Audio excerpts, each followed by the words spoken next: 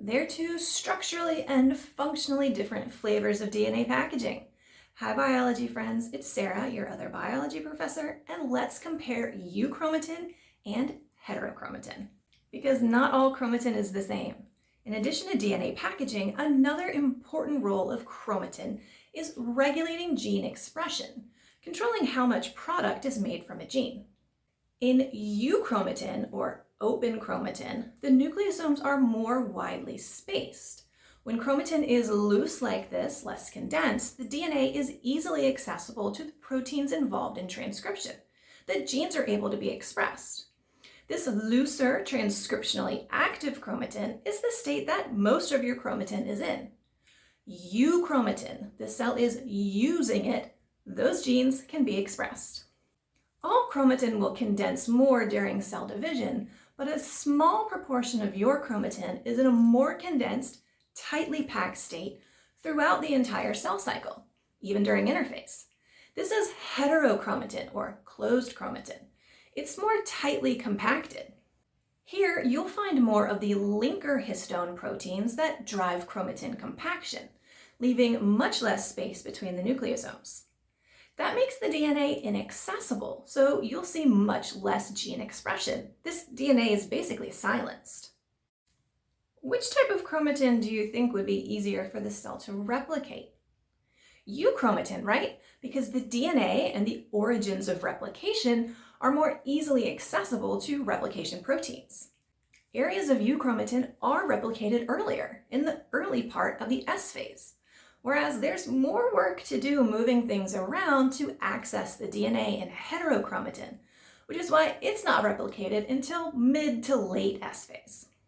These two chromatin types were originally differentiated by how they appeared when stained, with heterochromatin appearing much darker under the microscope. The hetero, different, refers to how this chromatin stained differently than the much lighter euchromatin. While we only talk about one type of euchromatin, we can differentiate between two states of heterochromatin. Let's take a look. The DNA in some regions of heterochromatin is repetitive, containing few if any genes, and that's certainly the case at areas like the centromere or the telomeres at the end of the chromosomes. Here you'll find constitutive heterochromatin, and in biology, constitutive means all the time, these areas stay repressed. Transposable elements, jumping genes, are often packaged in regions of constitutive heterochromatin to prevent them from moving and causing damage. But other regions are sometimes heterochromatin and sometimes loosen up to form euchromatin. This is facultative heterochromatin. That basically means it's flexible. Its chromatin state is based on cellular conditions. It's a reversible situation. And it's a way to control gene expression. Because while the regions of constitutive heterochromatin are largely repetitive, you'll find genes in facultative heterochromatin. They're just repressed, for now. These gene regions are silenced when tightly packaged in heterochromatin, but able to be transcribed when the chromatin switches to the more open state. Chromatin patterns vary by cell type. A gene may be in facultative heterochromatin in one type of cell, with its expression repressed, but that same gene may be very active within a region of euchromatin in another cell type. Many genes within regions of facultative heterochromatin are developmentally regulated.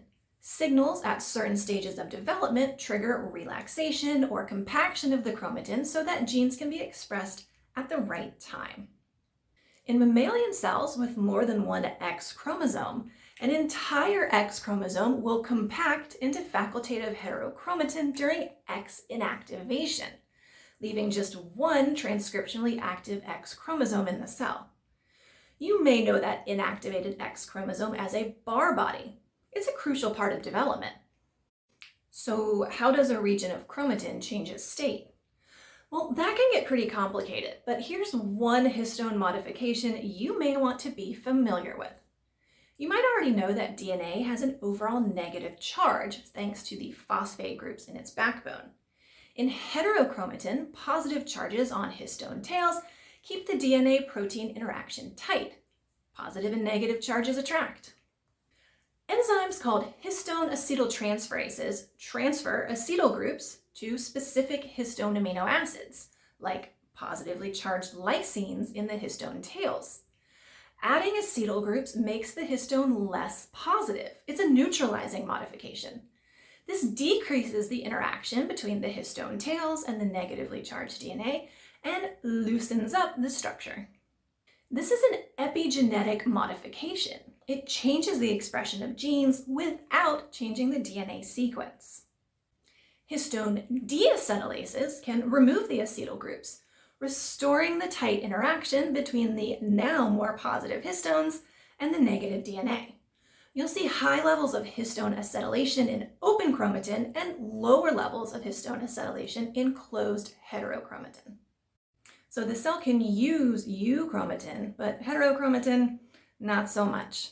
Some DNA regions are always found in heterochromatin, constitutive heterochromatin, while others can shift between euchromatin and facultative heterochromatin thanks to histone modifications like acetylation and deacetylation, altering gene expression.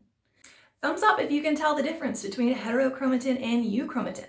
Subscribe for more biology content from me. Check out my website for tutoring resources, and I will see you next time. Bye.